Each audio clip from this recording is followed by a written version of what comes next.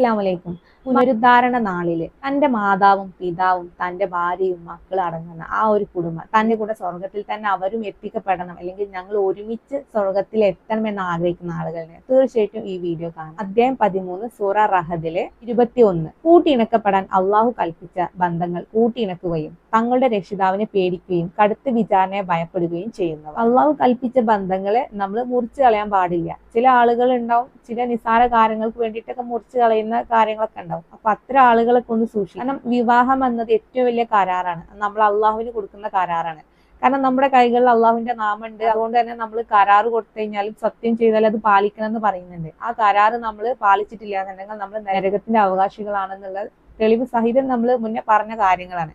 അപ്പൊ അതുകൊണ്ട് വിവാഹം എന്നത് ഏറ്റവും വലിയൊരു കരാറാണ്. നമ്മൾ കരാറ് കൊടുത്തിട്ടുണ്ടെങ്കിൽ അതിന്റെ ഉത്തരവാദിത്വത്തോടു കൂടി അത് മുന്നോട്ട് കൊണ്ടുപോകാൻ നമുക്ക് കഴിയണം. ഇല്ലാന്നുണ്ടെങ്കിൽ നമ്മൾ തെറ്റുകാരാണ്.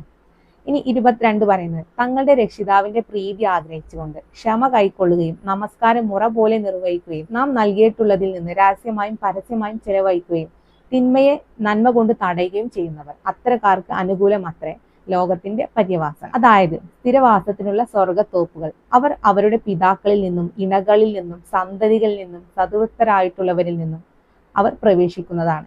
മലക്കുകൾ എല്ലാ വാതിലൂടെയും അവരുടെ അടുക്കൽ കടന്നു വന്നിട്ട് പറയും, നിങ്ങൾ ക്ഷമ കൈക്കൊണ്ടതിനാൽ നിങ്ങൾക്ക് സമാധാനം. അപ്പോൾ ലോകത്തിന്റെ പര്യവാസനം എത്ര നല്ലത്.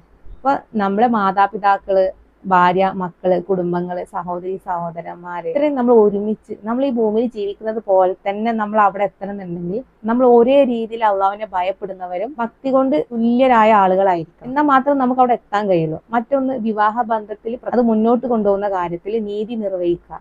അത് അള്ളാഹുവിന് ഇഷ്ടമില്ലാത്ത രീതിയിൽ ഒന്നും തന്നെ നമ്മൾ മുന്നോട്ട് കൊണ്ടുപോകാനും പാടില്ല. ക്ഷമിക്കേണ്ട സാഹചര്യത്തിൽ പലയിടത്തും നമ്മൾ ക്ഷമിക്കേണ്ടതുണ്ട്. ക്ഷമിച്ച കാരണത്താൽ എന്ന് അള്ളാഹു ഇവിടെ പ്രത്യേകം പറയുന്നുണ്ട്. ഒരുപാട് പ്രശ്നങ്ങൾ ഉണ്ടായിരിക്കും. ക്ഷമിക്കേണ്ട സ്ഥാനത്ത് നമ്മൾ ക്ഷമിക്കണം.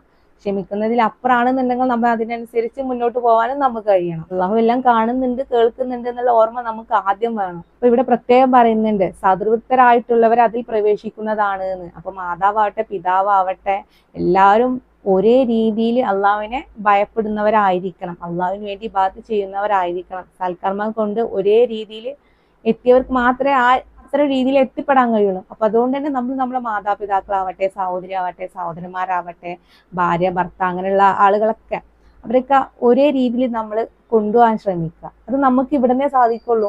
അങ്ങനെ സാധിക്കാൻ കഴിഞ്ഞിട്ടുണ്ടെങ്കിൽ തീർച്ചയായിട്ടും നമ്മൾ വിജയിക്കും. കാരണം സൃഷ്ടാവാണിത് പറയുന്നത്.